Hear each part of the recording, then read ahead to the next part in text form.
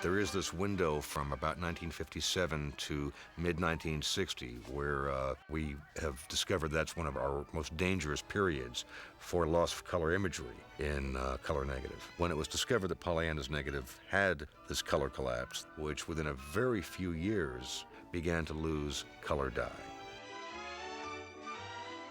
Walt Disney, I think, was the first of the Hollywood producers to really appreciate what television could be and what it meant to the afterlife of his films. I think he knew that he was making films that would be evergreens and be perennials. And he proved that with his television show starting in the mid-50s through The Wonderful World of Color in the 60s, where many of these films did find new secondary audiences. Movies in the old days were seasonal. They were like a newspaper or a magazine. They came to your town, they opened, they played for a week, and they left. Then television came along, and slowly these libraries of the great Hollywood films became great fodder to fill programming. That in itself had been a surprise to Hollywood. And when they realized that the libraries of films that had been lying dormant for years, suddenly they could sell them to new audiences on television, well, that was kind of a interesting wake-up call. And suddenly today, they have a new penetration through cable television, through DVD, home video, satellite television. Pictures that we grew up with as kids have surprised us by becoming evergreens and perpetuals. And we're finding that we enjoy revisiting these pictures from our childhood as much as our children and our grandchildren love discovering these films. And so an old picture like Pollyanna has a whole new lease on life worldwide all these years later. It's rather remarkable. When movies that were shot on motion picture film have to be broadcast or put onto video, they have to be transferred to that medium, and there's an interface called a telecine, which is a machine that reads the film like a scanner. A little bit of work has to be done to clean them up, usually going back to your best original elements and reprinting, refurbishing, cleaning them. And with the advent of today's sophisticated film-to-tape machines, we're finding that if you can restore a film from its original elements, both picture and sound, it can look as fresh, often better than a film that was just made last month. When I came to the studio in 1991, we were in the middle of a preservation and restoration program to prepare the bulk of the Disney films and shorts for the first big wave of home video. Pollyanna was one of the first films I worked on, and that's when it was discovered that there had been severe fading of the negative. And before we go into that, we should talk about how film imaging is made.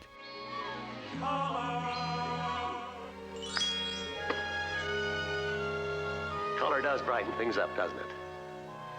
When Technicolor made the breakthrough with the first three-color process, I wanted to cheer. Flowers and Trees was the first full-color film to hit the motion picture screen. It made quite a splash. Prior to the early 1950s, if you wanted to make a color movie in Hollywood, you had to pretty much use the Technicolor process, which was wonderful but very expensive and cumbersome because the camera was the size of a motorboat and it had 3 rolls of film that ran through it, a lot of lighting equipment to light up the sets and the actors. To explain this, maybe we should step back into Pollyanna. There's a wonderful moment where Mr. Prendergast shows Jimmy Bean how the prisms work. You see the shape of this crystal? That is a prism. The light is stripped by that angle, that refracts the ray, splits the colors, diffuses them at an oblique angle, and bends it out into a dispersed color band. You understand? What he means is, the sun comes through here and paints a rainbow, you see? Prism is a piece of cut glass that has the ability to take the white light of nature and divide it into the 3 primary colors, which are red, blue, and green. Once you have these 3 primary colors of red, blue, and green, you can mix them and create every color known to man, every value in between, purples, yellows, aqua, rose. They're all because of these 3 primaries. And that's the basis of all photography and all vision in the human eye. Motion picture film in the old Technicolor days had 3 black and white films that ran that captured the light images of those 3 primary colors because the white light went through a prism. and sent those divided rays to the 3 black and white films inside the housing. The other component of the classic Technicolor system was their printing process, which transferred color dyes, red, blue, and green, or yellow, cyan, magenta dyes, which are the complements of the red, blue, green primary colors. And those are the dyes that are then used in printing with colored light. They're like 3 different negatives all together, all atop each other, onto a release print to give it your positive. Color negative, when it came along, took that idea and put the 3 films on one strip of film, and essentially contained 3 layers on one, where it is a chemical dye. So a film like Pollyanna would not have been shot with that old, cumbersome 3-strip camera. It would have been shot with a color negative. You could shoot with half as much light, and that was a great thing for cameramen. It freed them up, gave them more flexibility. What we did not know at the time was that the price of that extra bit of speed was a less stable color negative. And the chemical dyes are the ones that have more propensity to fade. And as a result, many, many films from that era that have severe color fading today. Oh, my God. There was no reason to discover the condition of Pollyanna's negative until the restoration was undertaken in '91. And that's when it was discovered that there had been severe fading to the yellow dye layer of the negative. And you can see that all the whites have taken on a warm yellow hue to them. The flesh is too warm. The shadows are beginning to open up and give kind of a bluish purple color. And there's no way you can conventionally print this and offset those color losses. One thing that Disney's always done to protect these negatives would be to make silver separation protection masters when the films were new, through a process of separating out those 3 layers photographically to printing matrices. This means you print through a color filter a record of each of the 3 primary colors for the full length of the film. These are the separation masters, and these do not fade like the dyes of the original negative or prints.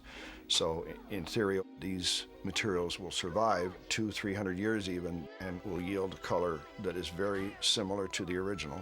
Not bad, is it? It's not bad at all. When we go about retrieving the color from the separation masters, you go from the blue master and retrieve back from that with a blue filter, and you retrieve back from the green master with a green filter, and you retrieve back from the red master through a red filter to a new piece of color negative that reproduces the color as it was originally intended. And so when it was discovered that Pollyanna's negative had this color collapse, that's indeed what we did, was to pull up the 1960 separation masters, and that's when we discovered yet another fly in the ointment. The masters were printed back, and some very strange things happened. Haley Mills' blue eyes were now exorcist green. Her black patent leather shoes had a mossy green tinge to them. Lipstick turned orange, and people's faces were sort of yellow. And some very odd things happened to those yellow gift boxes when they paraded them out to the car. It was quite obvious something was wrong. There was one reel where we didn't have a green record or magenta master. We only had 2 blue records and 1 red record. The reason for this apparently was that somebody forgot to change the filter and thought they were shooting a green record and actually ended up shooting 2 blue records. We tried something very unorthodox in lab convention, which was to take the faded camera negative and try to create a new black and white master positive of the green so that we could marry it back with the 2 records made in 1959. Fortunately, the green layer was in pretty good condition on the original negative, so we were able to re-register that color and make a new separation positive of green information and register it to the other blue and red records and bring about a reasonably good internegative. So we successfully did create that. We now have color back on a normal scale. The clerk's black dress suit is black. Haley's dress is white. Her eyes are their proper blue. Her blonde hair is its proper color. You don't have any of the false, funky colors that we were seeing from the original masters or the corrupted color that's plus yellow in the camera negative. If there was any lesson I learned as a film preservationist in restoring Pollyanna, it was to always check preservation materials when you make them. Don't make them assume they're correct and put them away to let the next guy worry about them, or the next century worry about it. It's kind of like not checking your babysitter's references before you have her come over for the evening and leave your children with her. Come on, don't dawdle. There's a lot of work still to be done to preserve these films. Disney and most Hollywood studios really support the restoration of their film libraries. There are a lot of compelling reasons why we want to keep our films. They're part of us. They are a document for what we thought, what we wore, where we were going, and where we were. We love stories, and if we don't take care of the physicality of these films in the long haul by keeping them well, storing them well, working on them periodically, we do run a risk of having them survive in less than optimum quality, or in the worst cases, being lost altogether. We want to see Pollyanna the way David Swift and Walt Disney told it, and the way Haley Mills played it. If Pollyanna were to be lost, we'd be a little bit poorer.